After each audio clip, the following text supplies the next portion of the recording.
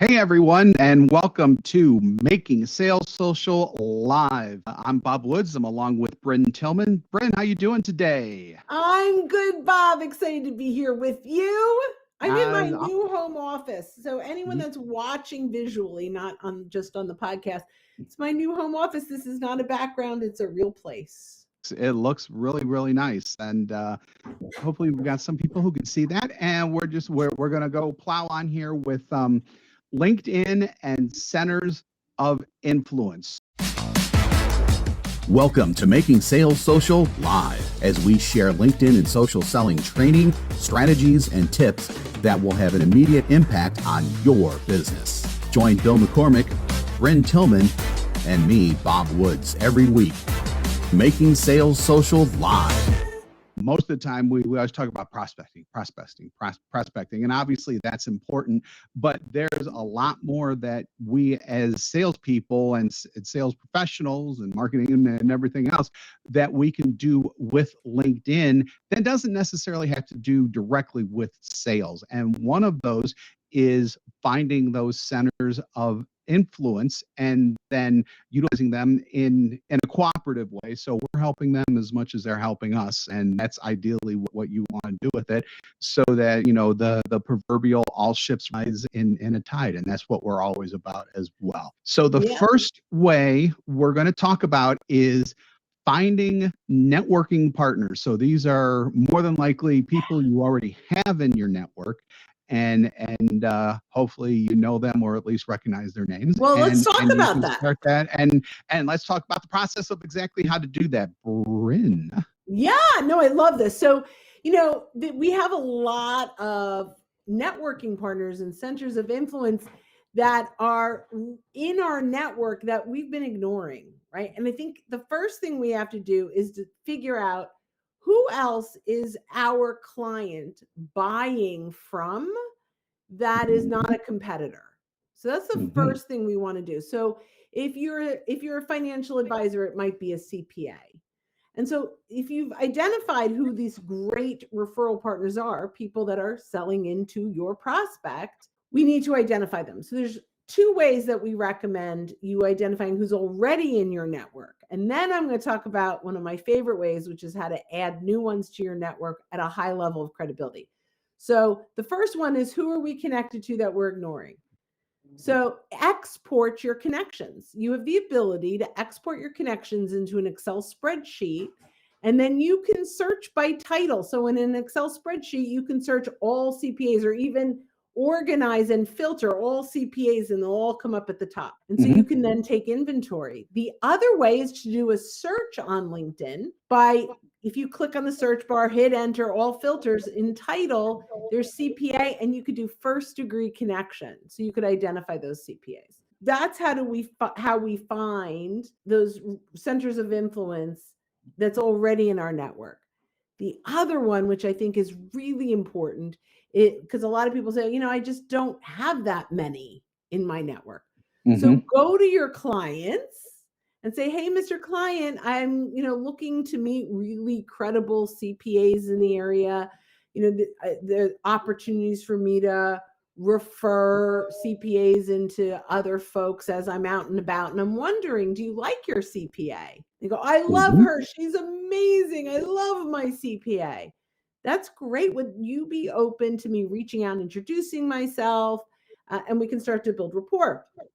Now, why I love this, Bob, is because what happens is, number one, that CPA is going to take your call. You share a client. There is no way they're going to ghost you, because that's going to come back to them, number one. Number two, you can feel good referring them because they already came in at this really high level of credibility from your client. So if you refer them to someone else, you say, my client works with her and she loves her. Great.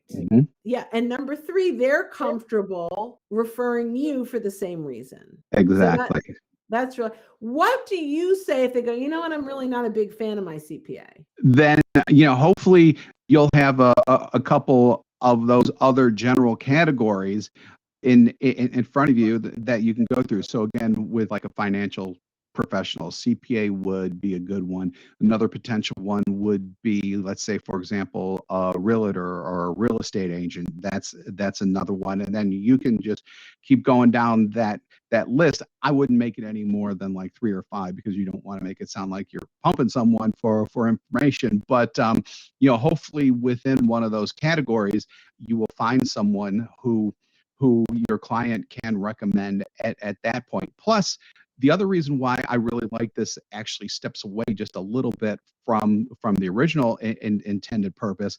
It gives you another potential touch point with the client, and also it tells the client that you, as a salesperson, think that that they are important to you, and that you trust their opinions on things as well. I love that. I have a different approach when someone Sure. says to me, and I like that. When someone says, I'm not a big fan of my CPA, at that point, I will actually say, oh, I'm sorry to hear that. I happen to be connected to a few other CPAs that my other clients have referred.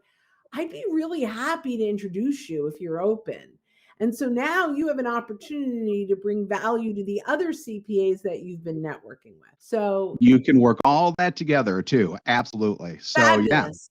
I love that's that. why you have two people with two opinions that more often than not are very complementary to one another. And this is one of Absolutely. those No, I cases. love that. Because I mean, just extra value. So I love it. I love it. So our friend Kellen says, hi, Bryn. Hi, Kellen. Kellen does, she has a company called Cards That Wow, and she does our thank you cards, and they're amazing. Oh, I just yeah. thought I'd give her a little shout out on our little podcast here. Speaking of, So what's the second one there, Bob? second one has to do around with thought leaders.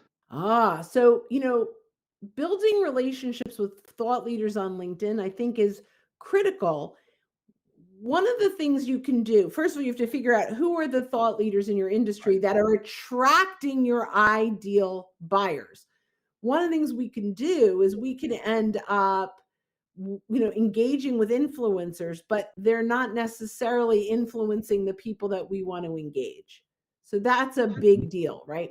So one of the things I would recommend is go listen to podcasts. We use listennotes.com to find podcasts on certain topics, and then go find them on LinkedIn, because they're probably there, right? So there's probably some opportunity to engage with them there. Look at bloggers or people that have just great content out there. And there's a couple things. So engaging with the influencer is a big deal. I'm going to tell you a quick little story that happened that got me in social media today. I hope I said the right one. They were engaging and they had a poll, and I answered the poll, and it was around LinkedIn and who's viewed your profile.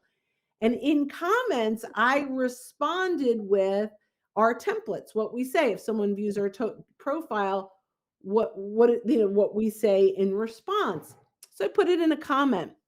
I got picked up by Social Media Today. They quoted me in Social Media Today, and I ended up getting over 100 connection requests with people based on that.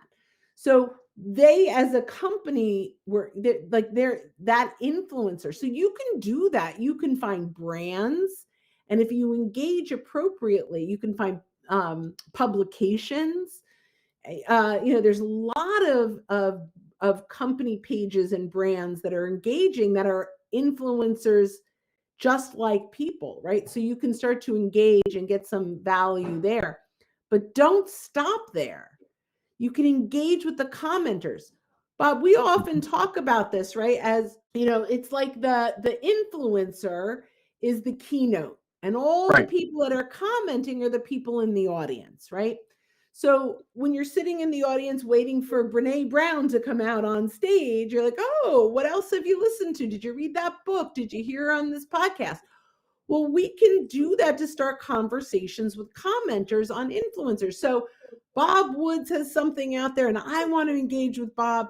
And I might say, hey, someone else comments, and that I like their comment. I reach out and connect and say, hey, Dave, I see that we're both fans of Bob Woods.